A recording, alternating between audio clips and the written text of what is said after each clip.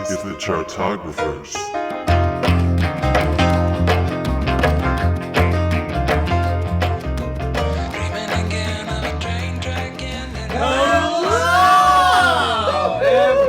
Buddy, you were listening to the Chartographers Music Loving Podcast. Music loving people, albums, we rank them, that's basically it. So, wow. Guys. I like how for the happy hours you've just completely given up on it in. our intro. Well, also for the record, it is the Happy Hour Minisode. We tend to...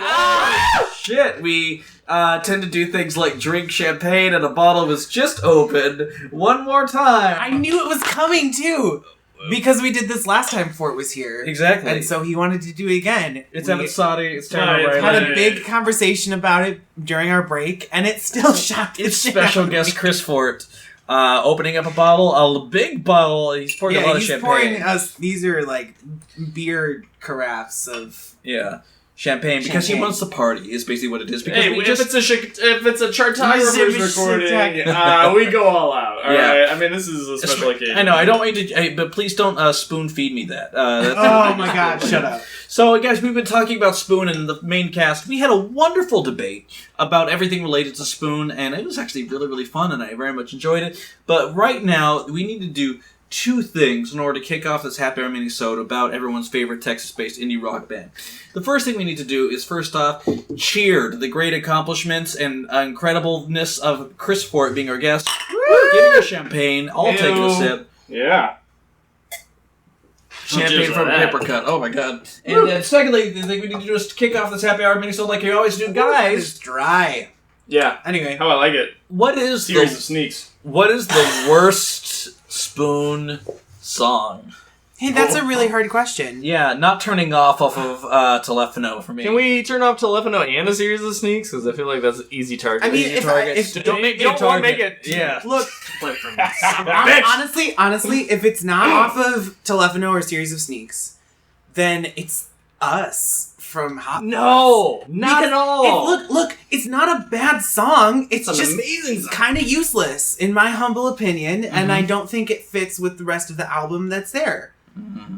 But the thing is, Britt Daniels is probably right. There's an S on his last name. Am I great? No, okay. there's no S. It's Daniel. Britt Daniel. Sure. Go ahead. So the guy from Spoon, that guy from Britt, Spoon that we've yeah. been talking about, Brit with the S at the end. he's like honestly one of the most consistent songwriters we've talked about. Great. He's so good, and He's so good, it's but just- he evolves in such a specific way. right. Yeah. And also another thing that often gets things worse song is dumb lyrics. Mhm. And not only does he have a command of a hook and a pleasant verse melody, he never in their entire discography do I hear a Spoon lyric and go like, ugh. Right. Like, you should have rewritten that one. Yeah. Like, he just has such good quality control that Man. this is a hard question. That's true, but then again, I think about Written in Reverse and what could have been.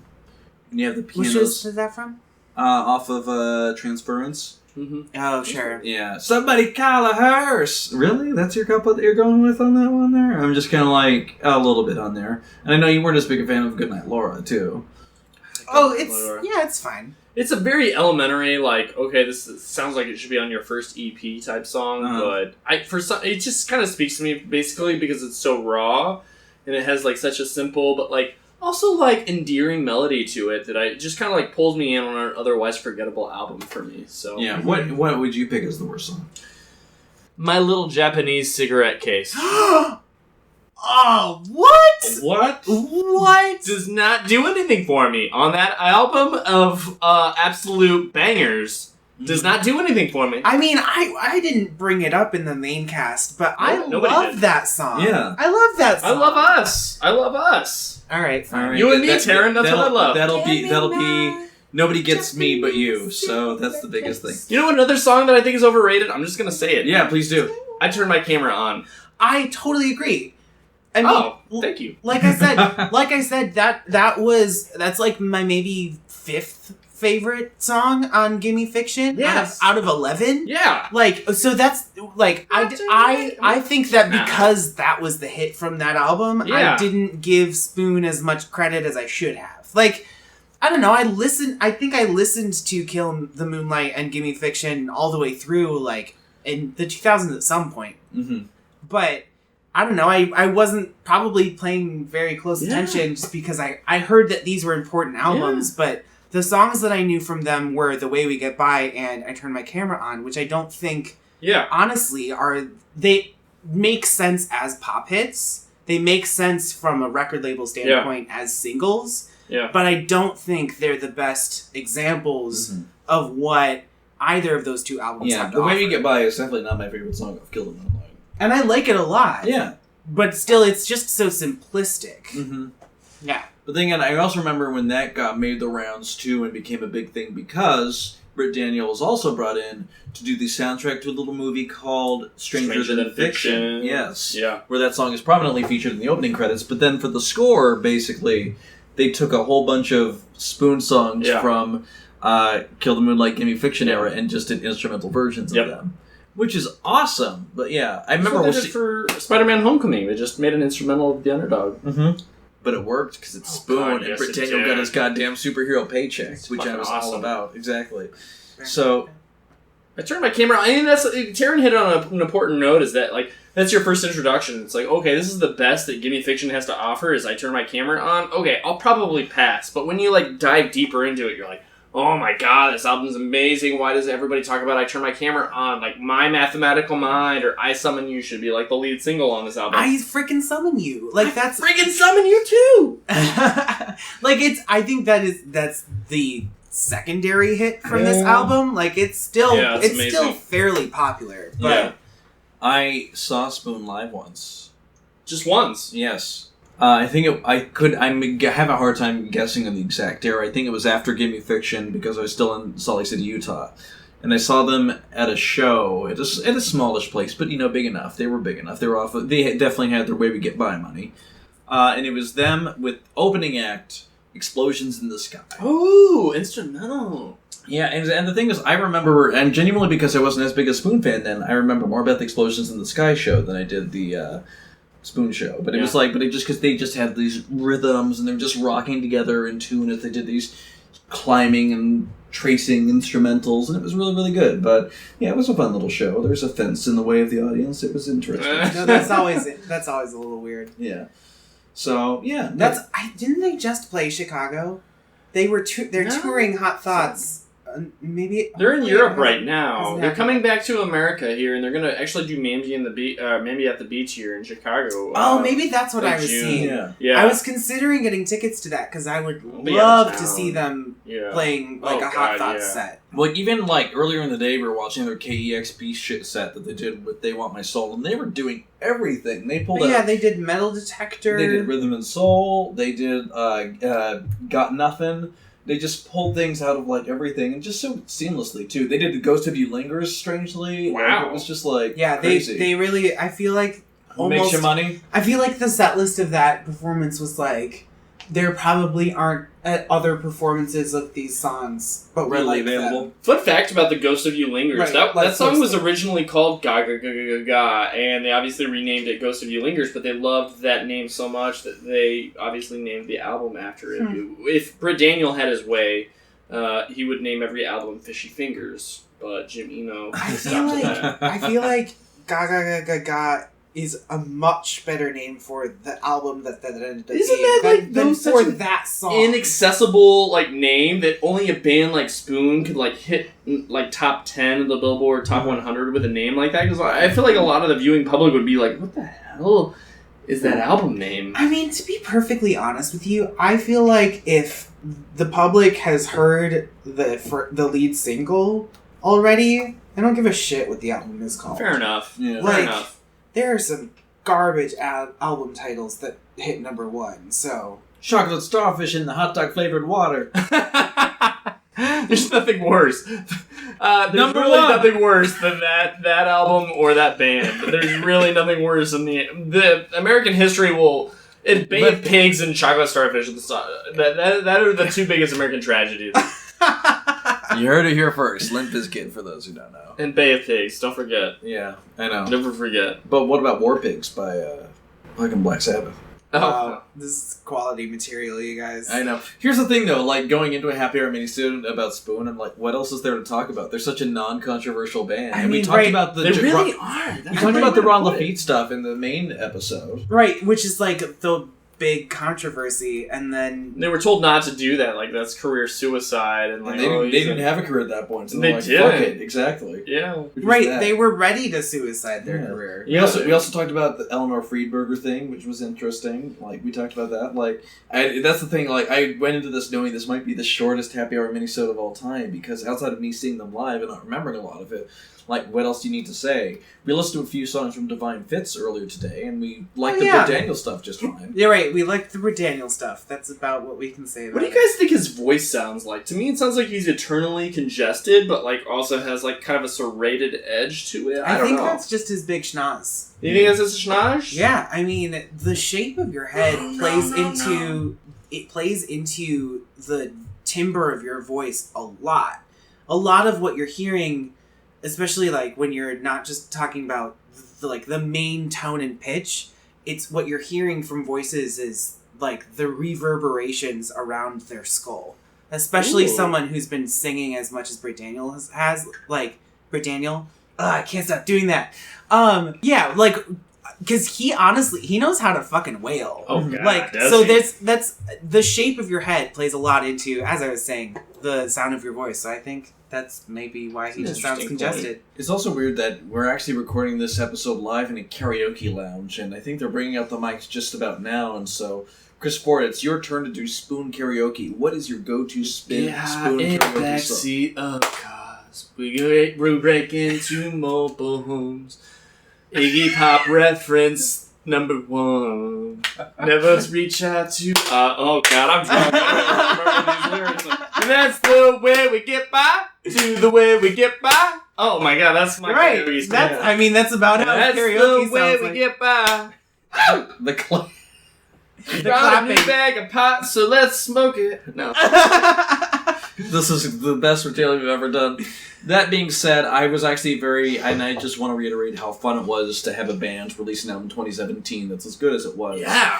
That we enjoyed, and I love that we had the debate. And I think that that's the remarkable thing about Spoon is that, you know, like I said, I initially disregarded They Want My Soul because I'm like, okay, this is their reflector. Like, Same. okay. And, you know, it's like some bands, it's like they have their peak, you know, like, you know, the Beatles, everybody looks at like their early pop stuff. Okay, that was fine. But then when they did Rubber Soul and Revolver and Sgt. Pepper, that was when they were in their prime. And I feel like you can have that same opinion about Spoon, where it's like, okay, they have their early albums where they're finding themselves, and they have Kill the Moonlight, and they have Ga Ga Ga Ga Ga, and Gimme Fiction. That's their Revolver and their Rubber Soul and all that. And you kind of just write off everything else after they do.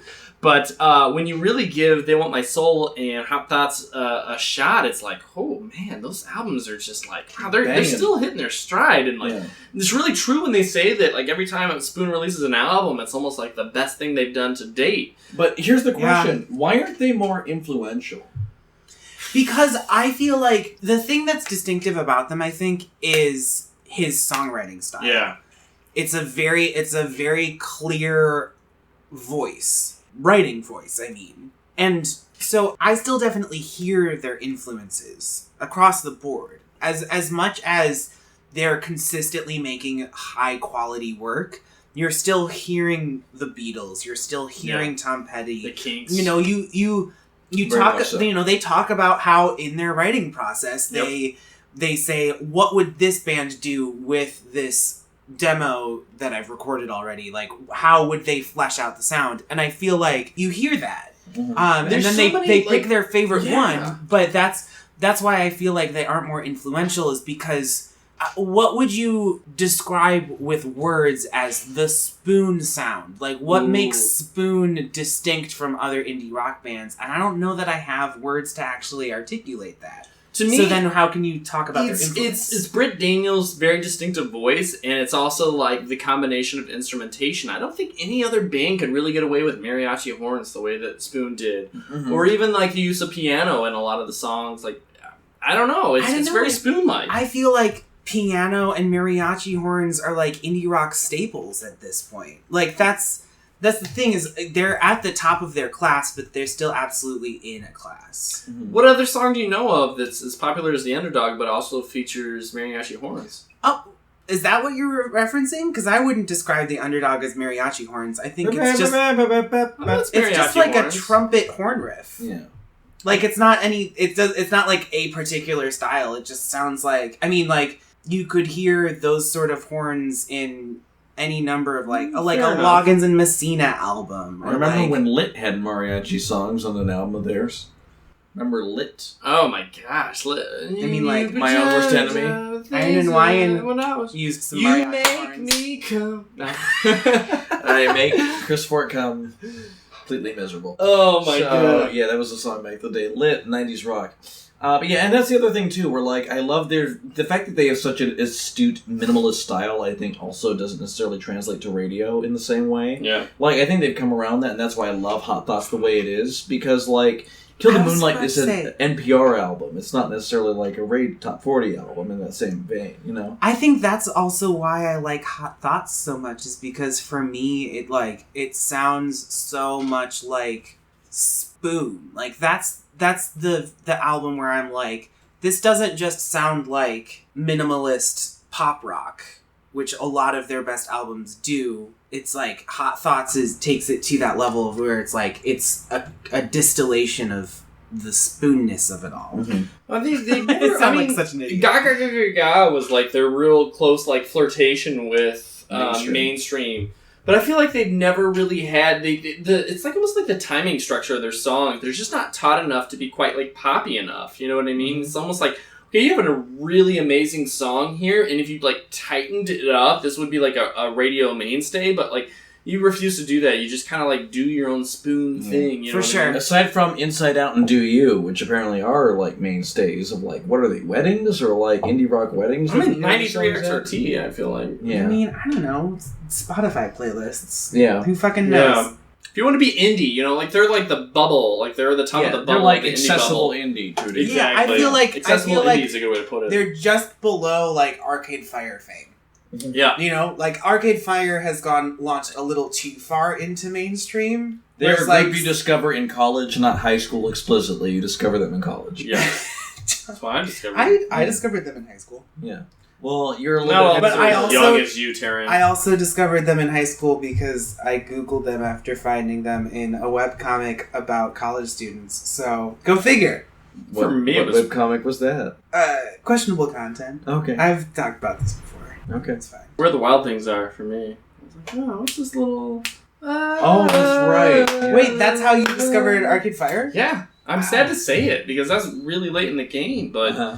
it, you know what? Better late than never. Better And now that they're than like top the 5 soundtrack to Her. Oh gosh, yeah. Remember that? That was great. That was the best use of supersymmetry right there.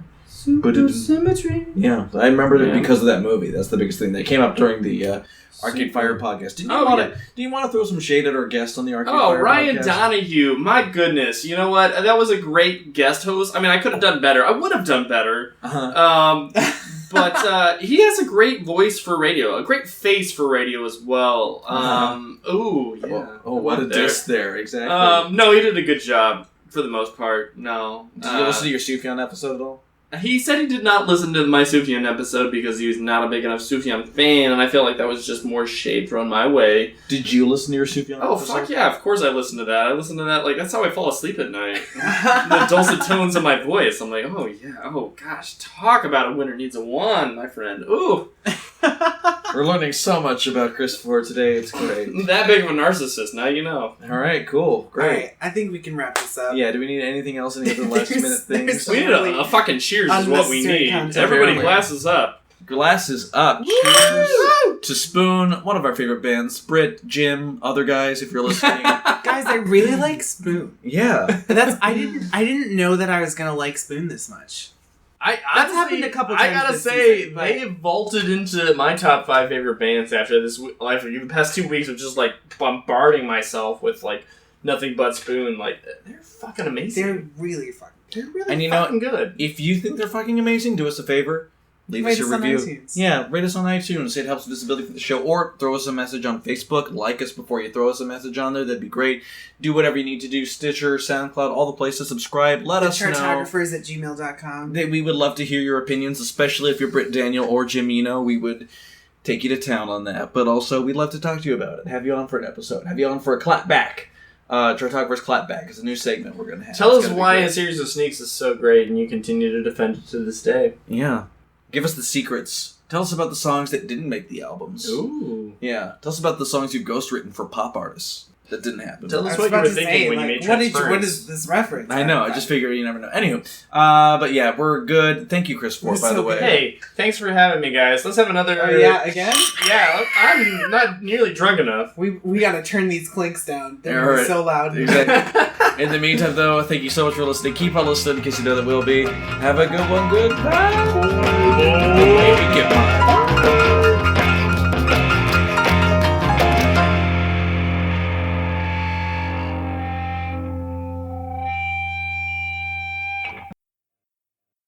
And it was them with opening act, Explosions in the Sky. Ooh, instrumental.